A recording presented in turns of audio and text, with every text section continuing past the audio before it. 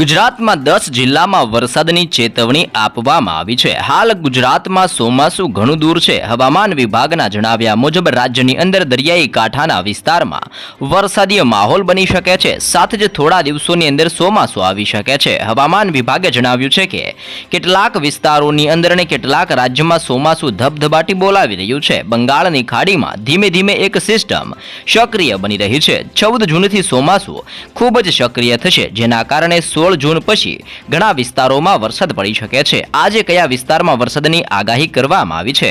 અરબી સમુદ્ર અને બંગાળની ખાડીમાં સિસ્ટમ સક્રિય બની રહી છે, જેના કારણે દક્ષિણીય ગુજરાતના વિસ્તારથી દક્ષિણીય સૌરાષ્ટ્ર અને મધ્ય ગુજરાતના ભાગોમાં આજથી લઈને આવનારી 15 તારીખ સુધીમાં ભારે વરસાદની ચેતવણી આપવામાં આવી છે, જેમાં મહીસાગર, ભરૂચ, વલસાડ, દાહોદ, નર્મદા, ગીર સોમનાથ, અમરેલી, બોટાદ, ભાવનગર અને સુરતના વિસ્તારોમાં વરસાદની શક્યતા દર્શાવવામાં આવી રહી છે।